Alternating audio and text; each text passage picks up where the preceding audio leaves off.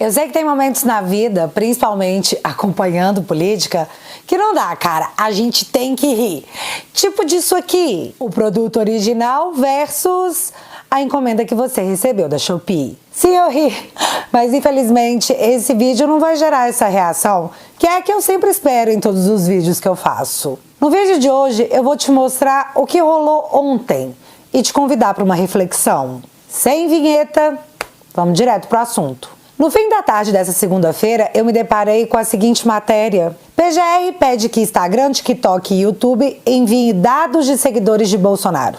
O pedido foi feito no âmbito do inquérito que apura se Bolsonaro cometeu crime ao postar vídeo com ataques às caixas eletrônicas, que não devem ser mencionadas jamais, depois do 8 de janeiro. Para ficar claro, o subprocurador-geral da República, seu Carlos Frederico Santos, solicitou ao ministro Alexandre de Moraes a autorização para colher tais informações. Eu li isso e eu fiquei tentando entender muitas coisas. Então, vamos por partes, porque é muito mais complexo do que se imagina. No Instagram, o presidente Bolsonaro tem mais de 25 milhões de seguidores. No Twitter, mais de 11 milhões. No Facebook, mais de 15 milhões. No TikTok, são mais de 5 milhões de seguidores. Ah, e só para adiantar o trabalho da polícia, eu sou uma delas, em todas as redes. Mas os meus dados vocês já quebraram. Todos. Então, dá para focar nos outros 56 milhões e meio de usuários. 56 milhões e meio de dados pessoais sendo entregues à justiça desse país, caso essa aberração seja aceita. Tá, mas o que a justiça fará com os dados dessas pessoas? Seremos cadastrados em algum tipo de sistema sob o crime de seguir o presidente da República? Vão nos banir da internet? Vão banir a gente dos bancos? Vão criar novos gulags ou campos de concentração? Vão nos colocar numa ilha distante? Se bem que isso me lembrou aquele livro A Revolta de Atlas e pode ser que dê bom. Como que vocês vão separar quem deve ser investigado ou não? Curtiu um post será uma qualificação, comentou um post será outra, compartilhou... Ih, meu filho, aí é pesado, hein? E como fazer com as pessoas de esquerda que seguem o presidente? Vai ter uma triagem? Tipo, não, esse aqui só seguia para descer a lenha nos editoriais ideológicos que se tornaram toda e qualquer matéria jornalística? Os dados dos políticos que seguem Bolsonaro serão preservados? Vem cá, há pouquíssimo tempo atrás, no mesmo dia em que o Bolsonaro se tornou inelegível, a Justiça da Venezuela também tornou inelegível a principal candidata da oposição, Maria Corina, por ter atentado contra a democracia venezuelana ao supostamente apoiar as sanções americanas na Venezuela em 2011. Agora pensa comigo, se a matéria fosse assim... Ministério Público venezuelano pede a todas as plataformas digitais que entreguem dados dos seguidores de Maria Corina, principal opositora de Maduro. Nossa, isso seria um escândalo mundial, com direito à notinha da ONU, com repúdio das democracias pelo mundo. Se bem que o Lula ia passar um pano dizendo que não devemos nos intrometer na autodeterminação dos povos, porque é assim que ele passa pano para ditaduras. Em 2014, a matéria do Correio Brasiliense era: juízes na Venezuela perseguem opositores em vez de criminosos. Independência do judiciário no país latino-americano está seriamente ameaçada e isso afeta a possibilidade de democracia real e Estado democrático de direito, informou organização com sede em Genebra. Já em 2016, o Terra continuava contando a história. Estados Unidos denunciam uso do judiciário na Venezuela para intimidar. E o primeiro trecho da matéria diz: o governo da Venezuela segue usando o judiciário para intimidar e perseguir opositores venezuelanos. Daqui com a energia renovada, pela concordância e pela discordância, porque essa é a democracia que nós conquistamos. Nós derrotamos a censura, nós derrotamos a tortura, nós derrotamos o bolsonarismo para permitir a democracia e a manifestação livre de todas as pessoas. Aqui, por que isso no Brasil se tornou aceitável? Cadê os juristas com apego real à democracia desse país para se manifestarem? Onde vivem? De que se alimentam? Não, pera. Teve um cara do meio jurídico que se pronunciou, e esse cara é Flávio Dino. E sobre a fala do Barroso, ele disse que o que rolou foi uma interpretação rigorosa no termo "nós derrotamos o bolsonarismo". Uma interpretação rigorosa. Mas tudo bem. Tudo bem. Vamos supor que o recolhimento desses dados sejam liberados. Quem é que vai fazer a análise de 56 milhões e meio de contas? A justiça desse país com certeza deve estar sensacional a ponto de se dispersar com os seguidores do ex-presidente da República. Quem é que vai pagar por isso? Pergunta totalmente idiota, né? Nós vamos pagar. Essa é a prioridade da justiça desse país? Porque tudo contra Bolsonaro tem a celeridade da justiça, enquanto Jucás e Renan Calheiros são beneficiados pela prescrição. Aliás, para quem não sabe, as condenações do Lula que foram anuladas só não foram recomeçadas porque ele já estava com a idade avançada ou porque estavam beirando a prescrição.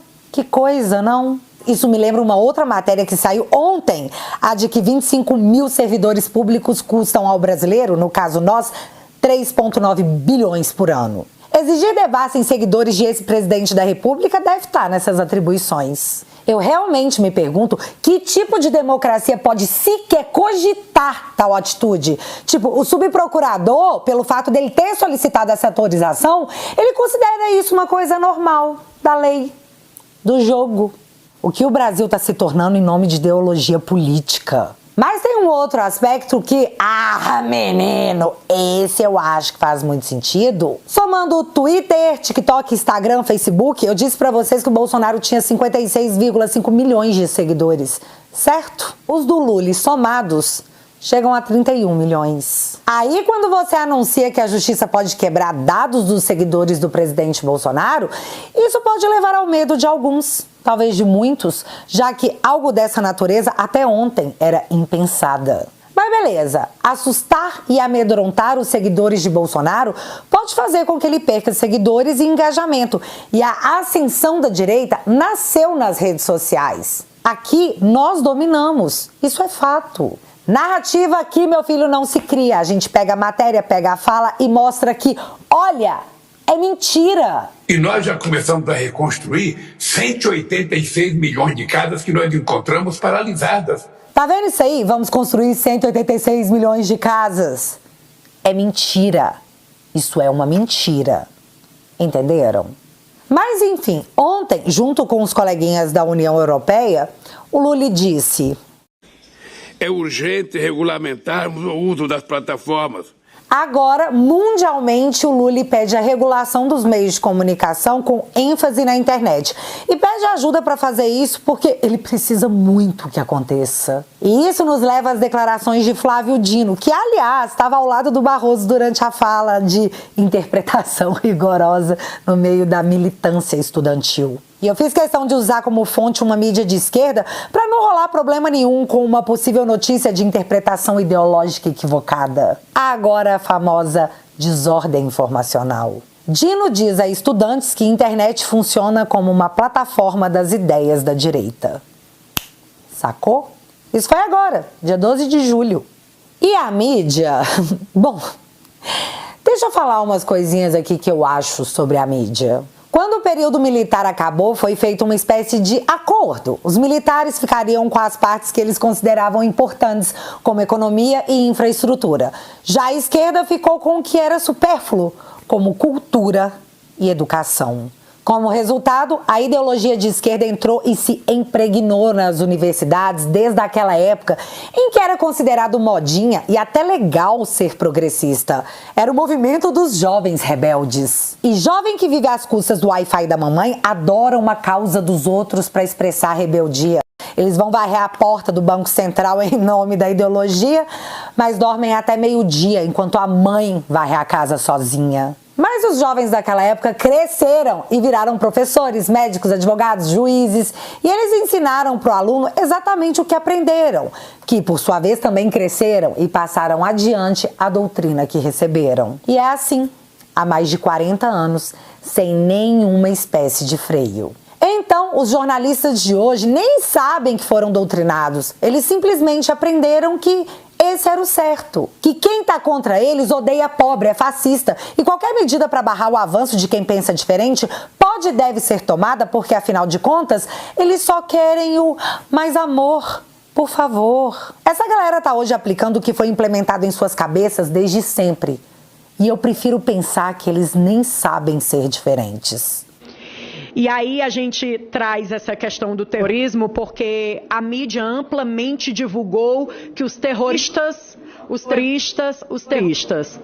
E o que me surpreendeu muito é que quando eu entro em qualquer mídia, quando a gente vê um caso de estupro, e aí eu falo estupro porque, como sou mulher, é uma das violências que eu acho mais graves e mais horrendas para nós mulheres, a gente vê lá, suspeito. Ele nunca é um estuprador. Ele pode estar em cima cometendo, mas ele vai ser um suspeito. Mas as pessoas que a gente está assistindo aqui eram terroristas. Eram vândalos. Eram golpistas. A mídia só mostra eles assim. A mídia não coloca eles como suspeito de tentativa de golpe. Ou suspeito de um ato antidemocrático. Então, existe aí uma balança que pesa mais para um lado. E aí não tem como a gente não trazer que isso seja por uma ideologia. Não queria acreditar e não quero acreditar, tenho a boa fé de não querer acreditar que seja por cunho ideológico.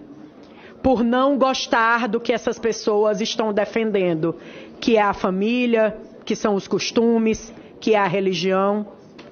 Então eu não quero acreditar que seja por isso. É claro que existe também aquele outro lado, que é o meio em que eles trabalham ser totalmente alienado. Conservador no jornalismo não se cria, porque quando cria, na primeira oportunidade, eles tentam dissolvê-lo. Não é mesmo, Jovem Pan? E por que eu dividi isso com vocês? Porque enquanto a mídia finge que tá tudo bem, para que você acredite que tá tudo bem, porque eles precisam que você acredite nisso para não odiar quem eles amam. O ovo teve a maior alta de preço em uma década no Brasil. Ovo, galera, pobre come ovo, né, Miriam Leitão? Aprovaram uma reforma tributária a toque de caixa após o governo despejar mais de 7 bilhões em emendas em 48 horas. E depois aparece com a cara mais lavada do mundo para dizer que não, imagina, teve nada disso de liberar emenda para ter aprovação, não. De onde que vocês tiraram isso? Segundo alguns jornalistas, é do jogo. Mas a real é que o dano da reforma tributária, que nem foi implementada, já começa a aparecer de forma explícita. Isso porque foi apresentado o estudo do IPEA, que significa Instituto de Pesquisa Econômica Aplicada, dizendo que a alíquota do imposto poderá ser de 28%, a maior do mundo. Aí o Tachad foi lá e contestou. Pura ciência, né? O estudo foi apresentado, saiu um número que contraria a torcida, então o povo contesta. Por quê? Porque não gostei, nem asmoei. Não aguento. Tipo a taxação das brusinhas da Shein, que quem pagaria não era o consumidor, era a empresa. E no final tá todo mundo taxado. E como consequência, parando de comprar. CNN, com a ameaça de imposto na alfândega, compras no exterior despenca 25%. Ah, mas isso foi feito para melhorar o setor varejista do Brasil, para as pessoas pararem de comprar roupas e eletrônicos lá fora e comprarem aqui dentro, para aquecer a economia, certo? É errado. Saída de cena do agro por razões sazonais e varejo em queda fazem prévia do PIB tombar 2%. Engraçado, né? Saída de cena sazonal do agro. Dona Miriam podia pelo menos deixar claro de forma honesta que é o agro que segura a economia do Brasil. O agro fascista. Mas o ponto aqui é a queda livre do varejo, o que significa que você deixou de comprar na Shopee, mas também não comprou no Brasil. Então você ficou sem a brusinha nova e o governo ficou sem o seu imposto. Todo mundo perdeu. A Marisa anunciou o fechamento de 88 lojas, galera. Na matéria da Miriam Leitão, ela diz que os dados de queda do PIB surpreenderam os economistas. Torcida é assim. Às vezes sai o resultado que a gente espera, às vezes não. O que é muito diferente de análise econômica, porque aí não tem surpresa não, viu, fia? Ah, mas o governo tá tentando, né? Ele diminuiu o preço da gasolina. Mentira. De novo. Poder 360. Gasolina teve alta de 11,8% desde que Lula assumiu o governo. Ficou claro, desde que o Lula assumiu, a gasolina está 11,8% mais cara. Ah, mas nada como um bom plano para aquecer a economia, né? Os carros estão encalhados, ninguém compra, então vamos subsidiar imposto das montadoras para que os carros fiquem mais baratos e as pessoas comprem, fazendo a economia rodar. Vamos beneficiar os pobres. Yay! Mas aí o programa flopou. As locadoras de veículo entraram, fizeram a festa, o programa acabou não beneficiando o pobre que não conseguiu aproveitar o descontão de R$7 mil num carro que custa 70 mil. Peraí, na verdade, é mais trágico que isso. Deixa um economista explicar exatamente o que foi que aconteceu. O governo acorda um certo dia de manhã e resolve dar um incentivo para a compra de carro popular, entre aspas, até R$120 mil. Eu fui, Dávila, lá no IBGE e busquei o dado. Até 90% da população brasileira ganha menos de R$3.500. Então, assim, o cara que ganha menos de R$3.500 não vai comprar um carro de 80 a 100 mil reais. 100 mil reais, não vai. Olha, vamos ser uma exceção da exceção da exceção. Então nós estamos pegando R$500 bilhão num fim de semana, em 2 fins de semana, na verdade, R$500 bilhão, e estamos tirando do contribuinte brasileiro, drenando do contribuinte brasileiro para dar um desconto para os 10% de maior renda no Brasil. É isso que nós estamos fazendo. Aumentando o preço do diesel, de tudo que afeta a vida de todo mundo. Exatamente. Para subsidiar. Para subsidiar os 10% mais ricos. Pá! Quem poderia imaginar, né, que o programa do Lula beneficiou os 10% mais ricos? Tô surpresa. Como consequência, Volkswagen suspende 800 contratos na fábrica de Taubaté por 2 meses. 800 funcionários foram mandados para casa para guardarem por 2 meses para ver se a economia melhora. Eu vou repetir. A prévia do PIB que saiu agora tem a pior queda para maio dos últimos 5 anos. Isso significa desaceleração econômica. E agora, para remediar tudo isso, vem o programa Desenrola Brasil, para que o pobre possa renegociar suas dívidas e contrair novas, para ver se assim a economia volta a girar num cenário de desaceleração. De início, nós poderemos ter números mágicos e animadores. Afinal, sem o nome no SPC, você pode comprar com um carnezinho gostoso da Magazine Luiza. Olha, e vai ser no carnê. Lembra aquele carnezinho gostoso? Em prestações que você pode pagar e a gente ainda vai dar um descontinho no juro, tá bom? A gente aguarda vocês. Vá o mais rápido possível numa nossa loja, por favor. Vamos ver lá no 4º ou 5º mês seguinte, onde as pessoas não conseguirão pagar suas novas dívidas, porque o problema é má administração, uma máquina pública cara. 37 ministérios. E eu nem vou considerar o escândalo de corrupção que, segundo Ciro Gomes, já tá rolando. Os caras precisam arrecadar dinheiro, muito dinheiro, para conseguir bancar o arcabouço fiscal.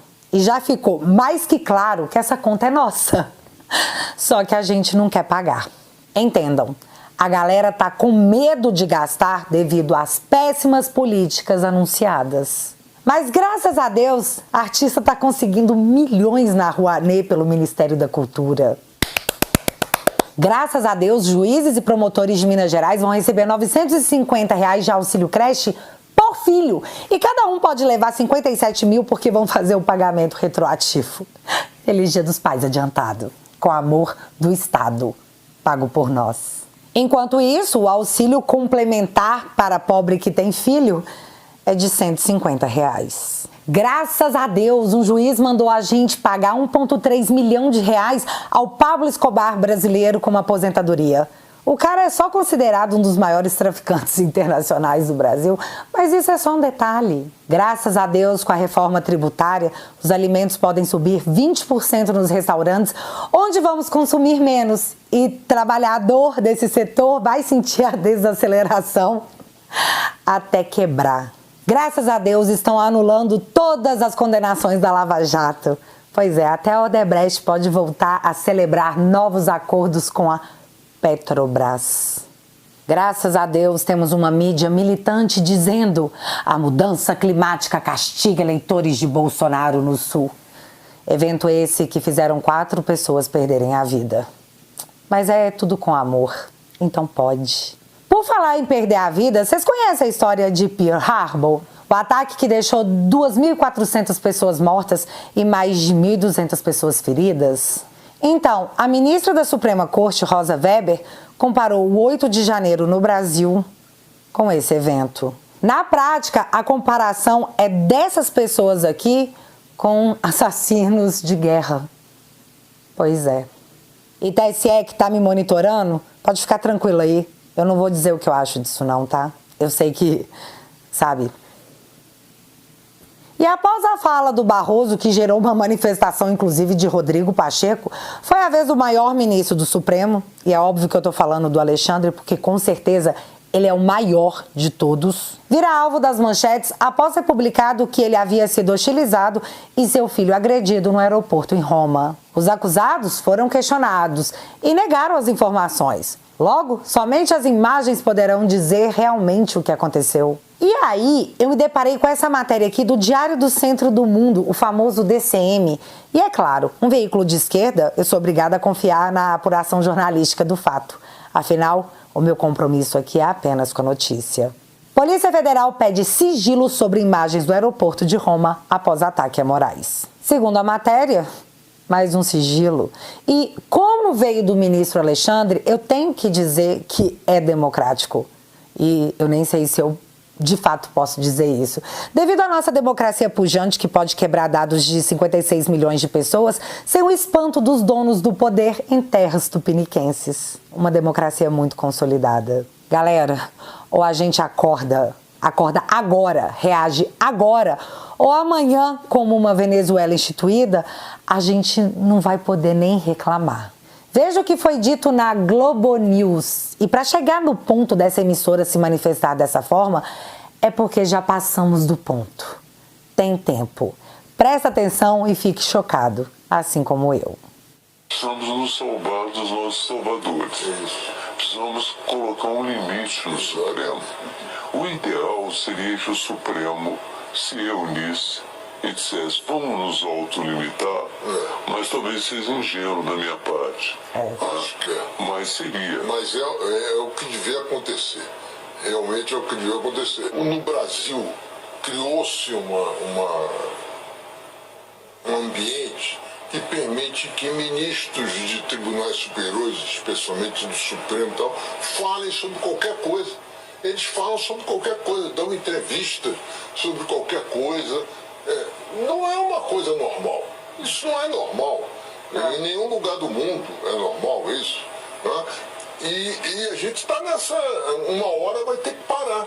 Porque eles fazem palestra em tudo quanto é lugar, viajam para tudo quanto é lugar, dão palpite, visitam presidentes de... churrasco. Vão a churrasco com o presidente, vão à noite conversar, trocar ideia. Não pode. Isso não é assim no mundo, em qualquer lugar do mundo. Aquela máxima de o juiz fala nos autos, né? Não existe pro Supremo. Precisamos nos salvar. Chocada. Ainda bem que foi a Globo que falou, né? Já falei, meu compromisso aqui é só com a notícia. E aí, senadores da República? Os nossos filhos carregarão o peso da covardia? Congresso, levanta-te. Ou então tenha a dignidade apenas de pedir para sair. E por mais que a gente deva cobrar muito, sempre, a maior das mudanças começa por nós mesmos. Mude o seu bairro, sua comunidade, seu meio familiar, dos seus amigos. Convença pelo argumento e pela paciência. Os nossos jovens também vão crescer. O plano é daqui 40 anos sermos nós contando a história. E para isso é preciso estratégia, com uma boa dose de coragem. Cobre os parlamentares, mude a comunidade, arruma a casa. Nós não seremos uma Venezuela. Não no nosso turno. E é esse o nosso combinado. Considere entrar para a família no www.teatualizei.app e financie esse canal até hoje desmonetizado pela democracia. Essa democracia pujante. O link vai estar fixado aqui no primeiro comentário. E desde já, o meu muito obrigada. Até o próximo vídeo, galera. Fui.